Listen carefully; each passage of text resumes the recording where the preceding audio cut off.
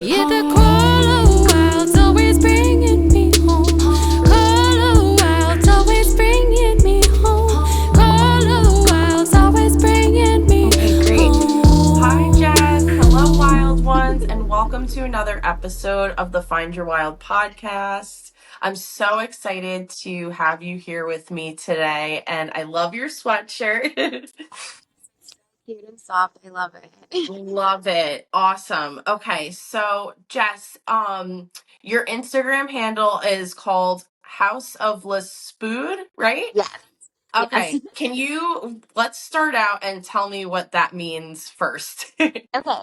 So House of Le Spood basically is just like a different way to spell house. So House of Le Spood. And then Spood is just an abbreviation nickname that people have given spiders. It just sounds a lot friendlier and cuter, which is why I went with Spood. Just because I feel like everyone has that like little bit scaredness of like tarantulas, spiders in general. So I wanted to make it a little bit cuter, sound a It little bit is. friendlier. It definitely has that very cutesy vibe, which I like, but I wasn't sure about. I was like, it has to mean something with spiders, but I wasn't sure 100%. So Yeah, that's just a that's nickname that the spider community has given spiders. I love that. That's so cool. Um, that's great. So actually that kind of leads me into my first question for you is, we first of all, we met at Animal Con, which I'm so grateful for, and became friends that way. So much fun that weekend. It was such a Um, vibe. It was such a vibe. it was such a vibe. So many great people. It was so great. So I'm looking forward to next year. What do you think are like the biggest misconceptions in regards to spiders? Because I have to say, we were waiting for an Uber and looking for some jumping spiders, and I don't know, you like made me feel so comfortable with them because it's definitely not something that everybody is interested in. So what do you think are like the biggest misconceptions that they I have? think the biggest misconceptions are that they're like there to scare you and bite you. A lot of the times, a lot of the spiders are actually scared of you. So you're actually the big scary thing to them. They're just kind of like wandering or like either in their like little hammocks that they make. I think that's just like a big misconception. For example, like there's tarantulas and then there's like jumping spiders. So I actually breed jumping spiders. With jumping spiders, they're about as big as a quarter, so they're pretty teeny tiny. I think they went pretty viral when a bunch of girls made videos basically of like their eyes and their big old eyelashes. They have super cute Aw. faces. They're very curious, very people watchers. I hang out with mine a lot. I take them out a lot. They're definitely more social than tarantulas. My tarantulas are beautiful. Some of them like to be held, but for the most part, they don't necessarily want to be held or touched. So I think the biggest misconception is definitely that they're like super scary. They're going to bite you. Everyone says that they're poisoned. I'm like, first off, it's venomous. And they don't even contain enough venom in really to do anything to you. I mean, most of the times it depends if it's like a new world or old world type of tarantula. So like New World's more like sending does eradicating hairs. Um, as opposed to like Old World, those are the ones that tend a little bit more defense mechanism to bite. But they don't necessarily bite at first as a defense mechanism. A lot of the times, like some will like shoot poop. They'll do the hairs. With Old World, a lot of them will show you like a defensive pose if they feel threatened by you, and it's only ever if they feel threatened by you. Most of the times they're just like scurrying off and like hiding because they don't want to get squished. Right. And those are what are jumping spiders? Are they New World or Old Worlds? The New Uh World, they're not really considered any part of those. Those are okay. mainly for tarantulas, but with the jumping, Oh, okay. yeah, they're just Gotcha. like a little bit small. They're arboreal. Um, you'll see them a lot hammock, like within trees, leaves, things like that. They're always a little bit higher up, never really like on the bottom. Okay, very cool. What is arboreal? What does that mean? So it just means basically that they're the type of spider that is kind of like tend to climb more up. So for example, like with jumping spiders, why a lot of the enclosures are arboreal for arboreal species, like it'll be like front opening as opposed to opening from the top, just because a lot of them will like nest up at the top of wherever they're at. So like if it's an enclosure, it'll be at the top of the enclosure. In like nature, for example, you'll find them a lot like in trees, like different bushes. They don't necessarily like to be like on the dirt. Very cool. That's awesome. I feel like ever since I met you, I've had definitely a whole new appreciation for spiders, which is pretty cool. And especially the little jumping ones. They're really cute. They're so cute. I mean, I might be a little bit biased, but honestly, they're my favorite. They're super cute to look at. I definitely think they're people watchers. Mine love to watch to see what I'm doing. Um, but they definitely have a lot of personality as opposed to like tarantulas. Like, I love my tarantulas, but it definitely is a different relationship that I have with my tarantulas. Very cool. And how did you first get started? Like, what pulled you towards spiders and like where did that love come from? Yeah, so I mean, I think a lot of us are like those weird kids that like played with bugs when we were Yeah. younger, right? Yeah. Everyone played with like the roly polies that they would see like crawling around. They're like, what are these things? They just like roll into a ball. So I always kind of had like a love for like bugs and things like that.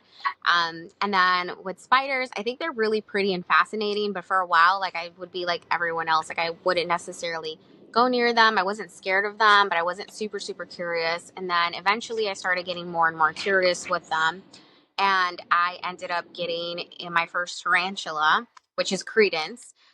He's a curly haired tarantula. And it was a gift from my fiance at the time. And so that kind of just turn into like a whole thing. Um, and I kept getting more and more tarantulas. And I think like everyone that does tarantulas knows we never just have one. And Right. then I ended up getting a jumping spider. So it's kind of funny. It was on my Christmas wish list. Like what kid wishes that for Christmas? I love Um, that. so I ended up getting a jumping spider for my sister as a gift. And the jumping spider ended up being pregnant. So the jumper ended up having a ton of babies. So then I'm like, oh, I don't really know what I'm supposed to do. So I reached out to a bunch of like breeders, kind of familiarized myself with the system, how to take care of them. And so then I just started raising all of these like sling babies up. And then I started going to expos. And when I went to expos, I had a friend at the time. His name was Ken. He's like, why don't you come and like sell? And I'm like, I don't know. Like, I was a little intimidated at first about doing expos. And like I never really wanted to create it a business. I just wanted it to be like my hobby and things I really enjoyed. Yeah. But I ended up trying it out, and then here I am a couple years later, still Um, loving it, doing it. I love that. So Yeah. what is the process like for breeding spiders? Like that's so interesting and cool. So I mean, it's tough. It's not like super tough to necessarily mate them, but a lot of times, for example, like when you're breeding your jumpers, like my breeders, I don't necessarily label them just as breeders. Like they're actually my spiders. So like I have specific spiders, like there's dark ones, there's light phases, there's different type of phases. So they're like my pet ones. And so I'll usually mate them with another one of my boys that I have around. So it's a little bit hard just because a lot of the times the females tend to try to eat the boys. So you have to keep an eye while Yeah. they're doing the do to Yes. make sure that your male doesn't get eaten. I thankfully have never had a casualty, but you do have to keep an eye on them while mating. I always suggest to like make sure that they're well fed right before. Keep an eye to see how like the females reacting to the males dance, because they do a little performance dance for them to kind of entice them to That's want to cool. mate with them. And then after that, like they'll lay a couple sacks from that pairing, and you'll have a ton of babies. So like it ranges anywhere. Like I've had some of my small clutches be like 30 babies in a clutch, where I've had some that have been like 150 plus babies in a clutch. Wow. It's That's quite the range. Yeah. Yeah, so you can it's like kind of a gamble how many you get, and she'll lay from that pairing a couple of different egg sacs. Oh And wow. it's not like multiple at once. It's usually she'll lay one and then like, you know, she'll be in there in the hammock in the nest with the babies and stuff.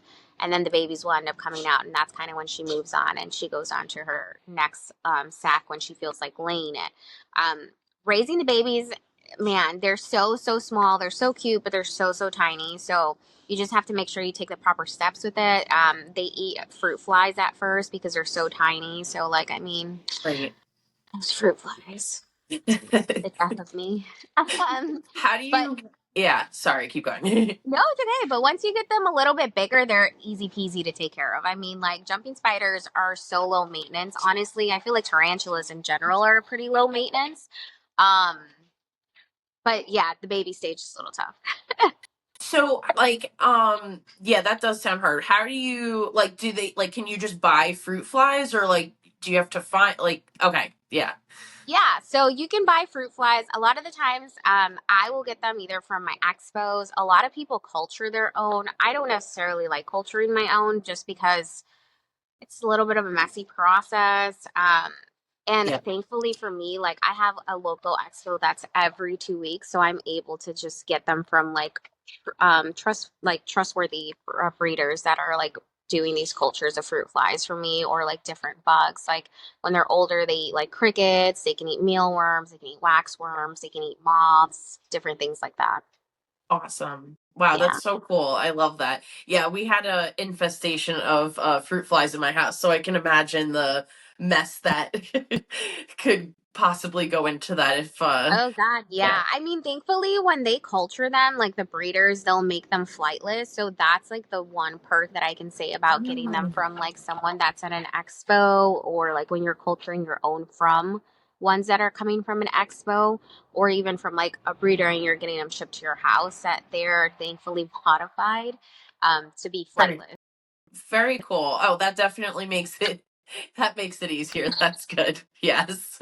Yeah. How long do they usually live for? Like, I guess like first jumping spiders and then tarantulas. So, jumping spiders, females usually live about 2 to 3 years. I've had most of mine for about 3 years. Males live about 1 to 2 years. So, it's a short life. As to tarantulas, depending on the type of species you have, tarantulas, males is the same thing, where like males live always a little bit shorter than the females. So, like, males can live like anywhere from like 3 to like 7, 5 years, just kind of depends. And then the females can live like anywhere from like 9 to like 20 years. Oh, that's so cool. Wow. So such a range, because I mean they are pretty different sizes, right, too. So I guess that Yeah, makes sense different that the sizes, different species from all over the world. You can find stuff too. So it's really interesting how like how different jumping spiders like lifespan is compared to tarantulas. that's so cool. And then I also saw you make they're called hides. You like make little Yeah, hides for inside of the cases. They were so cute. I love the little cookie looking ones that you made for for Halloween. Those were Halloween. adorable. Yeah. Yeah. Yeah. So honestly, like what I enjoy a lot is making enclosures for my spiders, and it's what I sell for like my business. I keep a ton of reptiles at home as well. So I make a ton of like bioactive enclosures for them. I make like for the jumping spiders, I have like a mixture of bioactive and like the cute dollhouse styles. So I make a lot of like designs for something that's kind of cutesy because I feel like the market doesn't necessarily cater to women, which is surprising because women are a huge part of the reptile industry in general. Um, Yeah. I mean, like for example, you have Tarantula Cat. She's one of like the most known women tarantula speakers that we have, and that's like on YouTube and things like that. And a lot of her following is women. So I mean, there's definitely a lot of women in the reptile industry. So it kind of sucks because I feel like we don't necessarily have that like cutesy aspect to what we do. And like I mean, I think it's like best of both worlds, like for me, like where I like spooky and I like girly stuff, so I try to make all my accessories available, and when I design it, it's always stuff that I particularly like. And I'm hoping that the people that follow me will like it too. So I always try to make like super cute stuff to include in the enclosures, whether it's like the dollhouse look or it's for like a bioactive tarantula enclosure, jumping spider enclosure, and even for reptiles. Like I just started doing reptile hides and stuff for like geckos. I started doing hides for snakes, a bunch of different things that I'm trying to incorporate. And it just basically comes based off of the love I have for my little tiny zoo at home. I love that. So, let's go through your zoo. What is your collection of animals that you have at home? Oh my God, I have a ton of babies. So I'll start with the main ones, which are my dogs. So I have four dogs. I Oh, have two Cane Corsos. I have one English Bulldog and one Pit Bull. I keep a ton of freshwater fish. So like anywhere from like a stingray. I have an eel. wow, I have so cool. pipias. I have a ton of different fish. Now as far as reptiles, I keep a ton of snakes. And I have a ton of spiders, obviously. So jumpers, tarantulas. I also have, which is my favorite guy. You probably saw him yesterday. Was my monkey tail skinks, which his name is Franklin. Yes. I love him. What else do I have? I have a Patagonian Mara. Her name's Chai. Very cool. What else do I have? I have a bunch of turtles. I have a bunch of tortoises. I have black dragons at home, which are like Asian water monitors. Oh Um, wow, cool. what else do we have? Oh my God, I'm trying to think, like, go through my, oh, I have a ton of geckos. A ton of geckos, like in range within the geckos. So like toques, cresteds. I have Urodactyls. I have chihuahuas. I have lychees. Bunch of frogs. Can't forget my frogs. Um, yeah, I have a lot of species of frogs. Oh, that's so cool. When I was younger, I had an albino frog. I don't remember the type of Ooh, species, but I remember her. It was a girl, and her name was Herbie, and she was I just like love this that. big fat albino frog. Oh, I love that. I'm a big frog keeper. Yeah. I love frogs, but I mean, they're definitely a lot more work than the rest of my reptiles. Yeah. Is there like a lot more like cleaning that's involved? I mean, I know you obviously have to clean all the tanks and stuff, but like I feel like especially with like I don't know, amphibians, I'm sure that a lot more goes into cleaning and maintaining, right? Yeah, 100%. For my frogs, so like for example, like I have them all in like peladriums. I never know how to say that word. It's fine. Basically, it's like a big tank, has like a lot of depth, so you can put water in there. So I have like a little river water thing in there, little whatever for them, and then I keep it filtered, so I have a filter in there. But I still Oh, do nice. water changes once a week whenever I do my fish tank changes. Just because I want to make sure it's clean for them even if it's filtered, just go through that extra precaution, especially with like frogs, for example. They're soaking in a lot of things through their skin. So you don't want to make sure that like within that bioactive, that like their poop and all that, you're making sure it's clean water that they're like walking on. And then within that, like they have a land aspect, right? So with like the substrate, I'll mix in like springtails and isopods, which are like the cleaning crew, which basically takes part of cleaning like any poop that might be on the substrate as opposed to the water, and they eat it. Oh, that's awesome. So, and it's probably great for like the frogs to be interacting, right, with other animals in their Yeah, enclosure too. a lot of the times they won't necessarily see the isopods, and if they do see the isopods, you'll see a few of them actually try to eat the isopods. The nice thing about isopods is that they populate pretty fast within the right conditions. So it's always a good amount in there, and they're always making babies and stuff. So it's like a nice little ecosystem that you built for them. But yeah, amphibians, I would say it's a little bit more of water changes, but I just like schedule it in with like my fish water changes every week. Yeah, might as well just keep it routine, right? If you're doing that, then it's just easy to add one more. A So, hundred percent. I definitely think that that's the best way to go about things is doing a different schedule for yourself. Like I have certain days that are feed days. I have certain days that are like water changes. I have certain days that are like bedding changes. I do like different days for different things, so I don't feel as super overwhelmed with all of the animals I take and have at my house. because like it's a hobby for me and I enjoy it. And for me, it is like my zen peaceful time when I'm doing all this stuff and spending time with my animals. And it allows me to have like one-on-one time every time I'm taking some of them out and doing like different changes for them. You know, like they get that interaction with me.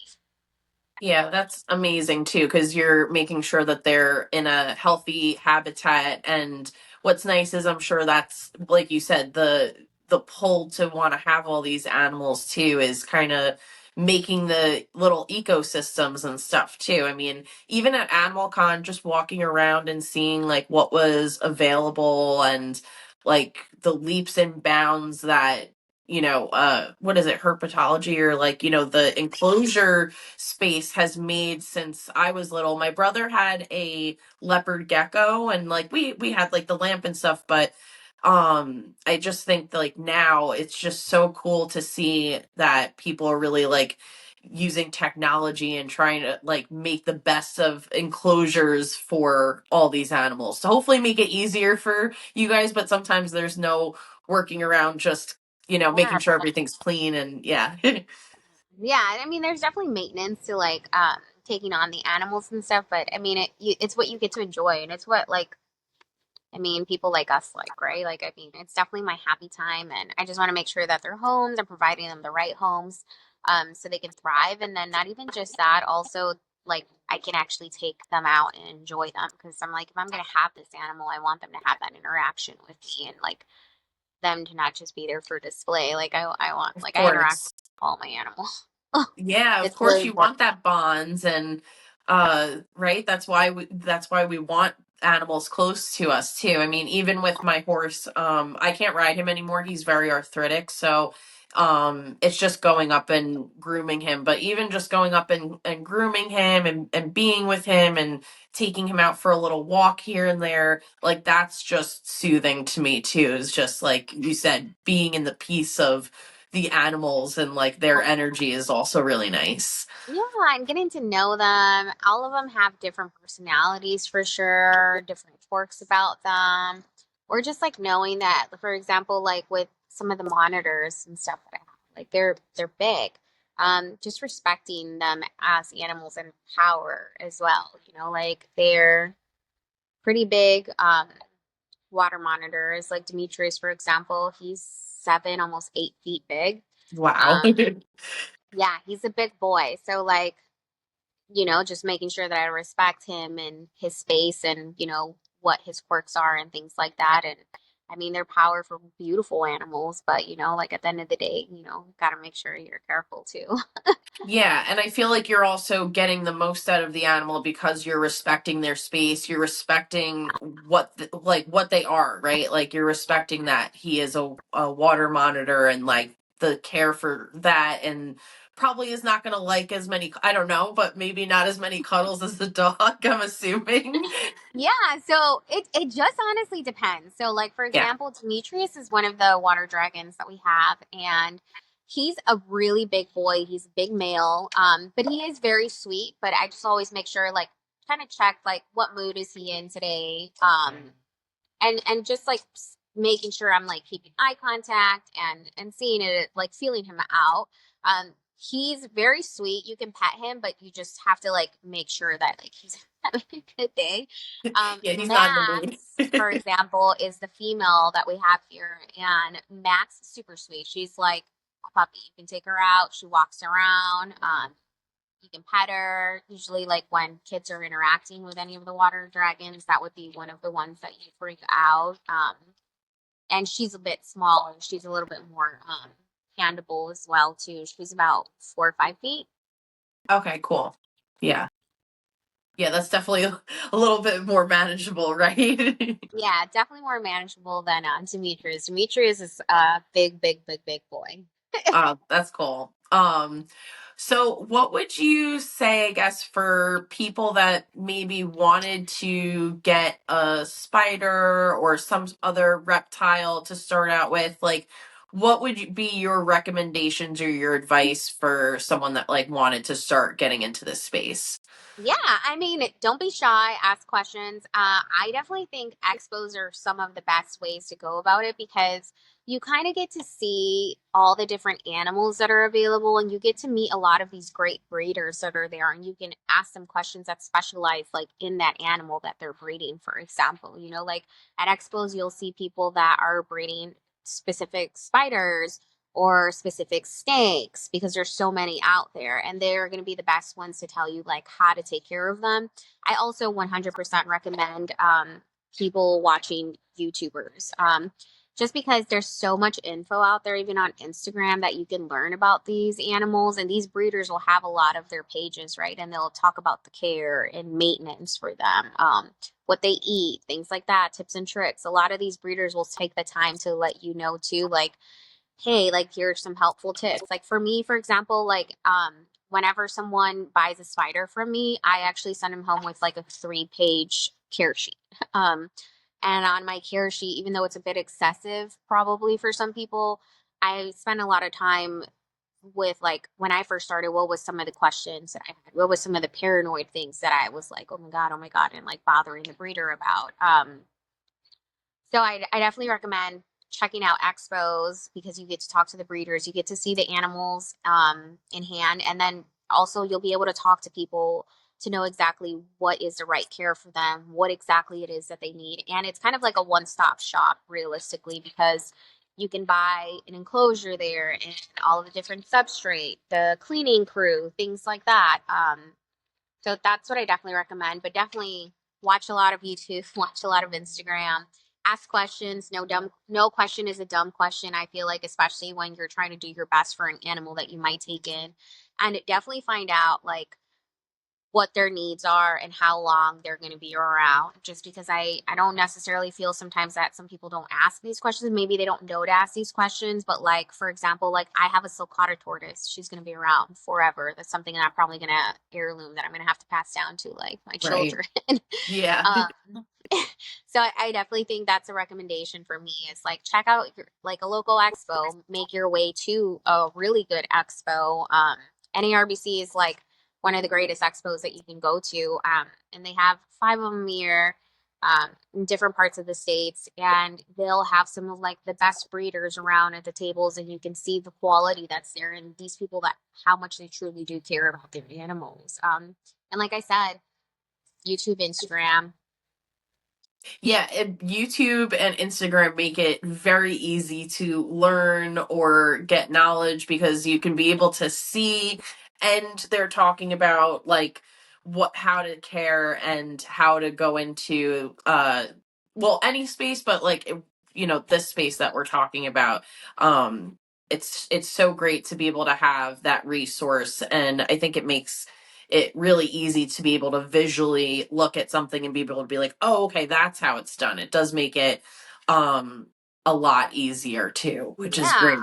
Yeah, 100%. It's crazy how like technology has come so far, and how like I think like sometimes some people don't give credit to like the YouTubers, but it's like it's a lot of work to put the YouTube videos out, right? But like it's also Mhm. nice because like even myself sometimes when I'm like looking at getting a different animal and it's something that I'm not necessarily well versed in, I'm like, okay, like let me spend some time looking this up. Let me ask the breeders that are friends that like I might be purchasing this animal from. Like, let me ask them all the questions. Like, Logan, he works for Exoterra, the bearded bug guy. We've met him at Animal Con. Yes. Um, I've been knowing him, but we saw him at Animal Con, and he just had some green-keeled lizards, and so um, I'm looking at getting a baby from him, but I've never kept his species before. So I'm like, hey, can you let me know like what you're feeding, like what temps, humidity? Can you send me a picture of their enclosure, like? And so like these things are on YouTube, right? So, but it's nice to have that contact and be like, hey, like how do you do this? And then I can like look it up on YouTube too, like and go and reference back and be like, okay, like this is how this enclosure is set up. This is how, this is going on. I just bought newts. So I've been on YouTube a lot looking up different setups for newts. The breeder thankfully like gave me his phone number and like has been answering all my questions, sent me his setup and stuff too. But like it's also nice to see how different people have different enclosures, and it kind of gives me ideas and it gives me ways to like pick and choose what I liked from each person. Yeah, and I think what's really particularly cool about the reptile space is it kind of seems like the like building the enclosures as well kind of makes for great house decor.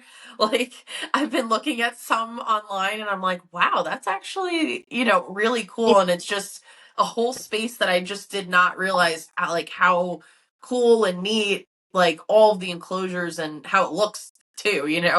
Yeah, I mean, like, there's people like, I mean, for me, for example, Franklin's enclosure, when I first got him, it took me a while to like fully get him home just because I wanted to make sure his setup was done perfectly before he came home.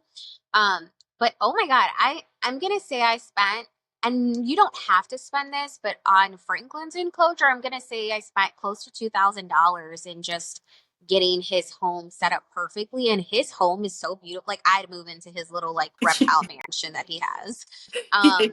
And it's like gonna be one of those things, like I'm in the process of moving, that I'm actually planning to have his enclosure set up in my living room because it's so beautiful. It's literally like a gorgeous terrarium, and it's like a little ecosystem that's like surviving and thriving. And then you have like obviously Franklin, who's just absolutely gorgeous and breathtaking on its own. But I mean, it honestly makes for like a beautiful space. Like you walk in and you're like, oh, like I would never think that an animal's enclosure would be such great decor as well. Yeah, I look at some of these. I'm like, that looks so nice. It's making me making me think because I have to be honest. Before Animal Con, I would like. I think maybe I held a snake once, but I walked past. I don't know if you saw her stand Snakeful Grace. She had all the Yeah, she has hognose hog noses. snakes Yeah. and they were so cute, and like I feel like I did not realize how much personality they had and how cool they were. And I came home and I said to my husband, I was like, I don't know, they're pretty cool. He's like, that's all you, honey.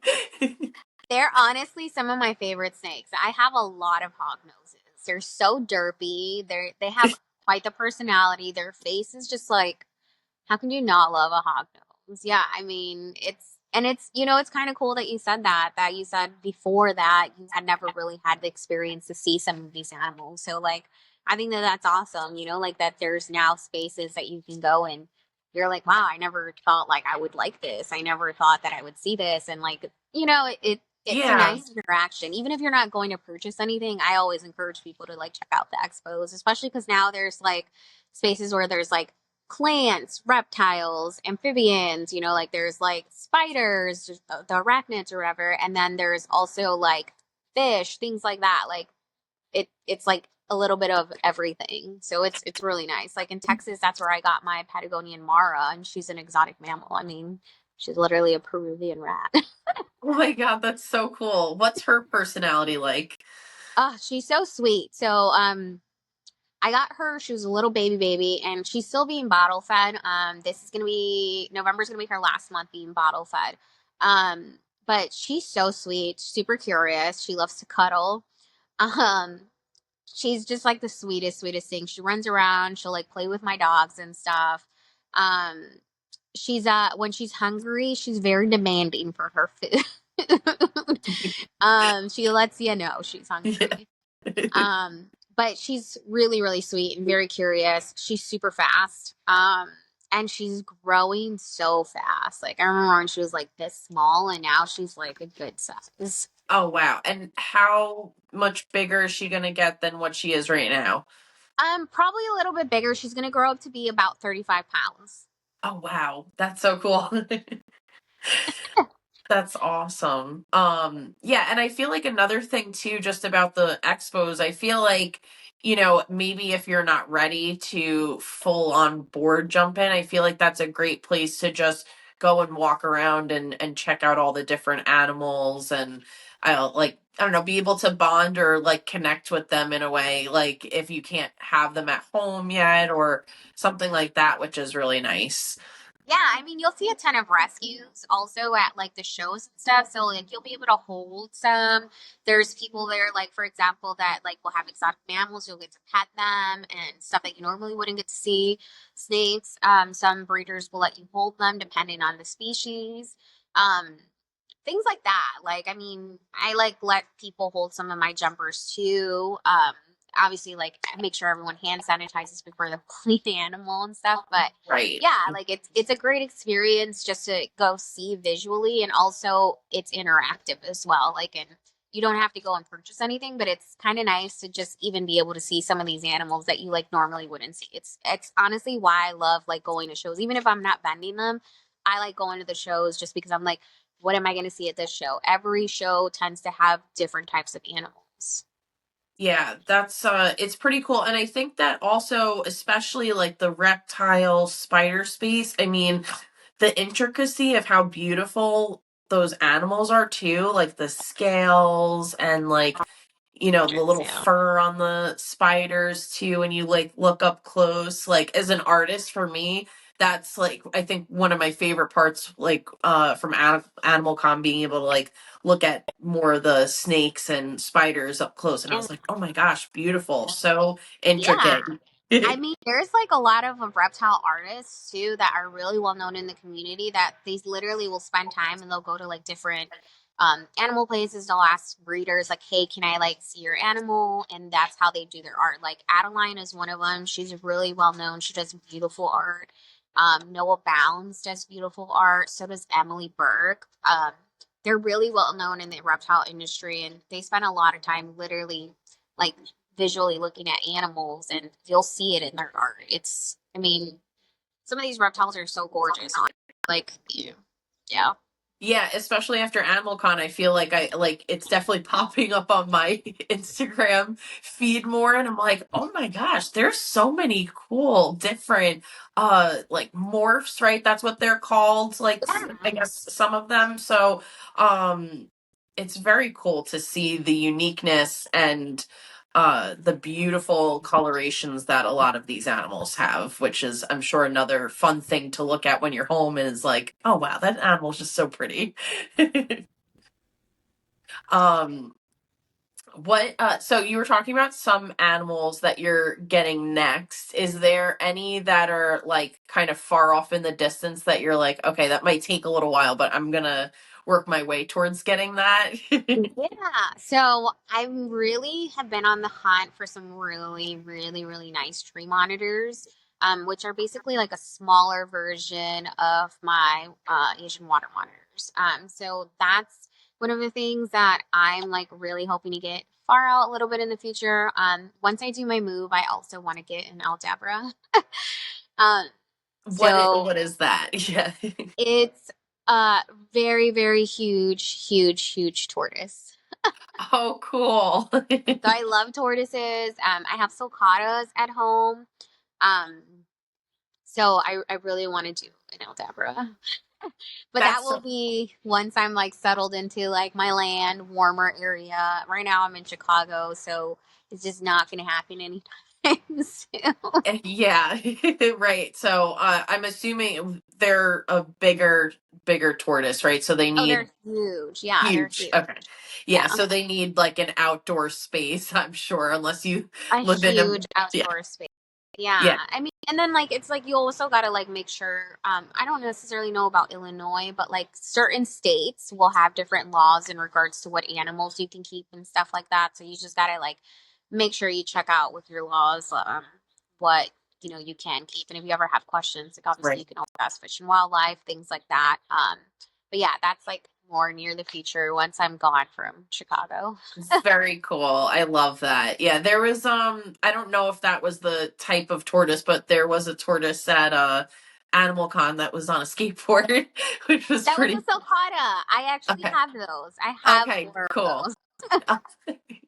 That's awesome. Yeah, they seem very sweet, and they're so cool. They're big shells and They're every gorgeous. They're gorgeous. yeah. They're eaters, but they live a long time. So like you have to make sure that when you get one, you're ready for the commitment because it is a commitment.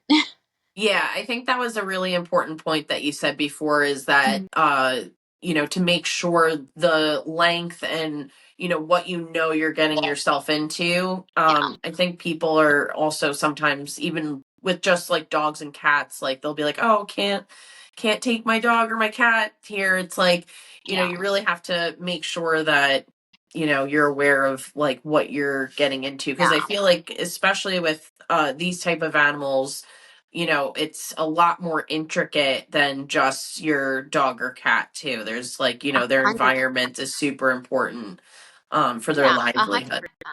And you have to also keep in mind, like, if it fits your lifestyle of living, just because, like, if you're gone a lot and you're traveling all the time, you want to make sure that you don't have something that necessarily has everyday care or need to be fed every day. Or, like, if you do that, you have to make sure that you have someone that's going to be willing and responsible and comfortable to come and do that while you're gone. So, like, that's always a key point also that I think, like, does this animal fit your lifestyle of living?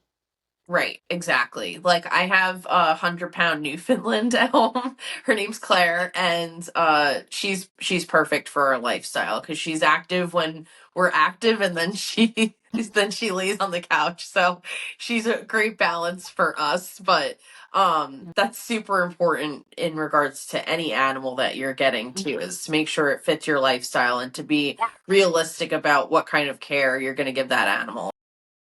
Hi, wild ones. I hope you're enjoying this episode of the Find Your Wild podcast. This episode is sponsored by my clothing brand, Femme Sauvage, and you can find a discount code and link in the description. So check it out. We have a lot of amazing designs, and $5 of the proceeds goes to different charities. So please feel free to check it out and enjoy the rest of the episode. Thanks so much. What I really love those hides. Are there any more like what's like a fun design that you want to do next or that you're working on? So I'm working on right now. I'm dropping them in St. Louis. I did a fall collection, and so with this fall collection, I have a corn on the cob, like as a 3D hide.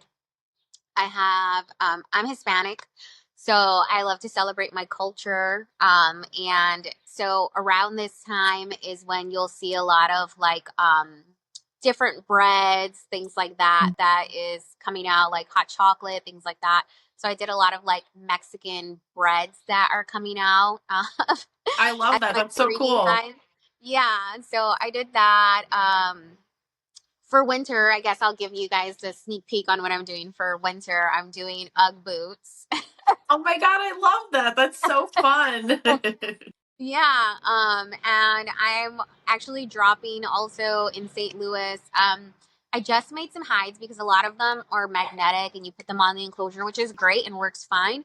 But I worked on a mushroom that isn't magnetic and actually screws into your cork bark so you can have it along your different types of trees Mm. or like plant life things that you have in your enclosures. So I just did that. I dropped my plant hide drop, which I really loved because a lot of the times you'll only see plants on the bottom in the substrate, or like if you're putting sphagnum moss inside a branch, nothing necessarily on the top of the enclosure. So this allows for drainage with the holes on my hide. You can plant the plant and like the roots can come out towards the bottom if need be.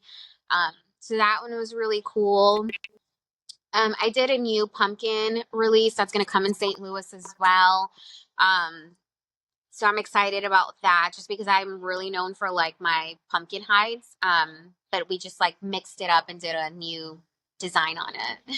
I love them. They're so cute. I mean, I don't have a jumping spider, but I kind of wanted them. I don't know where I would put them, but they're really cute. And I love that it's like so unique and it really makes the inside so fun too. And it's nice that you did the plant ones because aren't the little jumping spiders, you said they like to kind of crawl up more, so is that better for Yeah, them they too? like to crawl up more. A lot of the times you'll see them like on leaves and things like that. So it's just like a fun way. And like I spent a lot of the time thinking about like cute little things that will add to like their lifestyle and their enclosures. So I mean, a lot of this stuff is like near and dear to my heart. I spent a lot of time thinking about it. It's probably why I don't put as much content out, because I'm behind the scenes working on a lot of like these little things that I drop, and I'm like, everything I do, Yeah. it's like I'm 100% passionate about, and like I'm like, if I'm gonna do it, it has to be something I like, and I'm hoping people will like it too, you know. But it's more like I love this, so I'm doing this. Yeah, I absolutely resonate with that because that's like the same thing here. It's like, maybe I'll come up with like a great piece of content, but it takes out all my creative energy and then I have a lot of behind the scenes stuff that I have to Yeah, do that takes up a lot of time. So, but I think it's worth it to do that because, it's you can tell like your passion is behind it and a lot of work goes into it. And the uniqueness of it that comes with just focusing on your craft yeah. too. What's the process like to make them? Are they 3D made or like do you Yeah, so draw they're them? 3D printed. They're completely made out of filament, so they're completely safe for reptiles and for spiders. I used to do 3D printing at home. Now I actually outsource it to someone that has a 3D printing business that a lot of my reptile friends use. And he's actually really great. He's great to work with. I send him all my ideas, and I'm like, here, this is what I'm thinking. He gets my like horrible squiggles, and we like work together, and I'm like, this is the idea, like, and we'll spend a lot of time going back and forth with mocks. I actually will have him send me a lot of like tests at home, like prototypes, and I test them out to make sure that I'm okay with them. I test them out with like my geckos, my spiders, anything that like I'm using it for. I test it with my own animals first to make sure that I'm 100% satisfied and it's safe. Right. If I don't feel it's safe, then we'll like exit out and like do something new. So that's kind of how it works. Like and it's nice because I get to collaborate with him, give him my designs, tell him what color I'm looking for, everything. Like we go through every detail together. But it's really nice because then he can be like, oh, well, I think this, like we get to collaborate, and it's really nice. I get to work with someone that is an expert in his field, and then Right. I'm like an expert in my field, and it's like I love collaboration, I love community, I love all that. So it works out great with me and him, and it's awesome. We like randomly bug each other at all hours of the day, and I'm like, oh my god, this is what I'm thinking, and like I always have something lined up for him for like different holiday seasons, things like that. Like, Yeah. I'm excited. Like I'm working on a huge like little new surprise thing that I'm dropping everybody, and like it's thankfully for him, he has helped me a lot with a lot of my ideas and being able to push the amount of stuff I want out, because like, stores carry my hides and things like that. Um, and yeah, so That's he so can print a lot exciting. faster than I can. That's awesome. And it is kind of great to have like right that fact checking like okay, so like he knows his craft and this is the safest way and the most and then Yeah, your craft like you were saying and this is the safest way yeah, for the animals and it makes yeah. the best for the product too. Yeah, So, 100%. Like even with like my boyfriend, like I'll go and like I'm like, okay, this is the crazy idea I'm thinking. I have literally a notebook of all my sketches, and I'll like show him, and he's like, okay, like have you? He's more of like I'm the idea person, and he's more like okay, like like measurements, things like that, and like okay, like yeah. it's nice to like use some of these people like in like their thought process is completely different from mine, so I'm big on that. Like even with like certain artists, like I have a girl here that sometimes does ceramic stuff, and so like I'll have her do like little ceramic ghosts for me, and like that way I can collaborate, acknowledge her small business, and she'll acknowledge mine, and we work together, and we can like boost each other up. So it is really nice for me to like collaborate with different people and pick different people's brains, and like my boyfriend, he breeds water monitors, and he breeds retics and things like that. So it's nice to be able to pick his brain like on snakes and things like that, where he's more well versed than I am. Yeah, I love that. I love the supporting of other people. That's what I'm hoping to do here as well too. And I think that's so important because I think there's a lot of room for everybody and their uniqueness to be able to lift each other up as Yeah. well. And then secondly, my husband's definitely the opposite thinker as well. Like he's definitely more, I don't know which side of the brain it is, but I'm the more creative and he's definitely the more like The business technical brained. ones, yeah. Exactly. So it is really nice to have that balance to be able to, because I can see it one way and then he brings up like such good points and he's like, and I'm like, you know what, you're right. Actually, that Yeah. makes much more sense. It So it is definitely like, and it's so nice. It is because like I tell my boyfriend all the time, and it's so nice because like he'll sit there and like listen to my crazy ideas at like 2 a.m. and he's super supportive of everything. But yeah, he's definitely more like the business oriented, like measurements, all these different things. Like, okay, how yeah, much does this cost? And this, and this, And me, I'm just like, I don't care. I just want to do it. Like, I love it. And like, so it same. is nice because it's like yin and yang. So I am very grateful, that I have him and he's a great support system. And it's nice to like work with different people like at the expos and things like that and the community and like friends I've built, like, I don't know. I'm big on community and the relationships I have, so I'm grateful Yeah. for everybody in my life. Yeah, I mean, that was like the really fun thing about going to Animal Con. I got my tickets like Yeah, kind of last minute, but I was like, I don't know, I have such a good feeling about going and connecting yeah, with people and it was really such a great experience to be able to meet people and kind of like you said before, like I don't know, I was always kind of the weird kid growing up. I always had if I was asked a favorite animal, I was always pick three because I can't choose just one. I was always that kind of like weird horse girl or whatever. So I think there's a power kind of behind, I don't know, like our weirdness and being yeah. unique and special. And then also finding a community of people that kind of align with that. And we have our own space, which is great. And I love the balance of that too. 100%. I mean, Animal Con was great. Like that was actually my first Animal Con, so I knew a lot of the Okay. people because of the community, right? But it was my first Animal Con, and I had FOMO last year because I really wanted to go. So this year I made it a point that I'm like, I'm freaking going. And honestly, it was such a different experience from expos. And I loved every bit of it. And I was a little nervous because I was like, I'm kind of like the new kid on the block, but not really because I know everybody, but like kind of still new. Um, and it was such a good experience to like meet new people, meet older people, meet like reconnect with friends that I've already met in a different space, a different setting where we're not selling, we're just mainly going to learn and like network. Um, and it was honestly, Animal Con was beautiful for me, and I can't wait to see what else they're doing. And I mean, I'm definitely committed to going all the time. And like we met and like it was awesome. It was also very nice to connect with women that are in the industry. Um and I didn't necessarily feel like it was catty at all. Like I felt like it was great, because like I feel like sometimes like different settings, like you don't know what Yeah. you're getting into, and some girls are just a little more apprehensive in other settings. So Animal Con was definitely a breath of fresh air for me, and it was great. I got to connect with a lot of women there, and well, like men too, but like a I know lot of what you women, mean. which is great for me because yeah, normally I'm definitely more of a I hang out with a lot more guys than I do girls, but it was great. Like it was a great experience. It was everything I was dreaming of and more.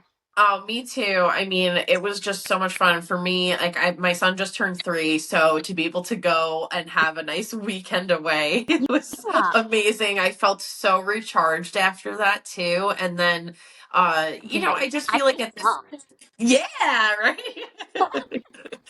Um, and just to like meet, like it's harder to meet people at this stage, like at Yeah, least in my life. So, and especially to be able to connect with people that have such similar mindsets. And there's also just something about animal people because they want like the best for like I mean all those people really want the best for animals and are trying yeah, to I don't know, do their best to either whether it's care or animals in the wild or they're a vet or something like that. It's or taking care of their food. That was really cool. The nutrition aspect too. yeah. Um is just so cool and awesome. And it was a really great space. So I'm looking forward to hopefully going next year too. Yeah, I can't wait. And hopefully we get to connect before then. But if not, hopefully we get to connect there because it was a great Yes. time. And you were so kind and I loved it. And you were so like welcoming. And Oh, thank it's you. so So nice were to like, you. It was so great. it was really nice. I mean, like when I tell you that, like I appreciate like kindness. I really do. Especially like because it's like we're business owners and we're women and like, I feel like women in general, we get a bunch of crap already. So it is nice when we're like lifting each other up and, just getting Yeah. along and having a genuine connection. Yeah, you know what? I think especially for me, I got bullied a lot when I was younger. So I think that especially like growing up, like my mindset is always just like be kind, like be Yeah. kind to people. I don't want to do what's been done to somebody else to or been done Yeah. to me to do to somebody else. So, I mean, um I feel that. I'm telling you. So like, I'm just walking around because I'm grabbing my charger, but I feel that because I think, being in the industry that we're all in, we're all kind of like the weird ones a little bit. I mean, I don't think we're weird, but, people no, think I we are. know. So it is nice to like be with other people that like the same things that we like. And not even just that. I also think that it's a nice setting, and the bullying thing, like I definitely got bullied a lot. I feel like I still get bullied a lot now as a adult. Um, so it is nice, when you meet people that are like super kind and super inviting. It's like, yeah, like come sit with me and like, because it's like I think even as adults we still face those troubles, like where we're comfortable or we're at, like, am I gonna fit in? Is this person gonna be kind to me? Is this person not gonna be kind? I mean, I definitely still, like I said, I still struggle with some of that sometimes, even as an adult. And so it Yeah. was a very nice space to feel welcomed and yeah, and it Yeah, was great. unfortunately, I definitely still struggle with that too. So, but I'm a full, firm believer in that everybody is very unique and has their own space of why they're here and their gifts to bring to the world. So, let's push each other's crowns up, right? you Yeah, know? I love that. I love that you said it that way, and that's like the best way to phrase it. And everyone definitely has a purpose here, and it's nice that like people from all over the world, different type of people, different backgrounds, like that we can get along and things like that, and it was definitely comforting. So I really enjoyed having you at Animal Con and like hanging out, and it was a really good time. And you Thank definitely you. settled my nerves because I was like, oh, like I don't know Oh, how you everyone's gonna settled mine react. too. I'm so glad to hear that, but you settled mine too because I went there by myself and I did not know anybody. So it was so great to be able to connect with you. And I might have to take another weekend getaway trip to Chicago and we'll hang out, or you could always come by me and Yeah. so that way we could see each other hopefully before the next Animal Con. So Yeah. I would um love that. I'm all about building relationships and bonds, and like you'd be surprised. I have so many friends who are out of state. Like it's not even funny. Like I make the trips to go see them. Like my best friend Nathan, I go and see him. He's in North Carolina, so it is nice. Like I have a ton of oh, friends that are that's usually out of awesome. state. Yeah, absolutely. You're more than welcome to always come to New York. We have great wineries out here too, so we could always Ooh, take a trip out there. But now this I'm really. is yeah, this is a perfect time to wrap up. But just I want to make sure everybody can follow you. So let everybody know where they can follow you at. Yeah. So I have Facebook. My name is House of Le Spood on Facebook, and mostly where I'm active at is going to be Instagram, which is House of Le Spood. So it's spelled HausofLespood. My name is Jessica. You can find me on TikTok too as well. And if you ever have any spider questions or any questions about enclosures, I'd be happy to answer them. That's so nice. That's awesome. All right, Jess. Well, it was so lovely to chat with you. And thanks so much, everybody, for tuning in for this week's episode. And hopefully, I get to see you soon. Awesome. I can't wait to see you. Thanks for having me on. And I know you're going to kill it with your podcast, girl. Oh, I really appreciate it. Thank you so much, love. We'll talk No. soon. Inside of Bye. every Have a brother good one. and sister I know. I hear the call of the wildness loud in their soul. I feel the call of the wild flowing through my veins.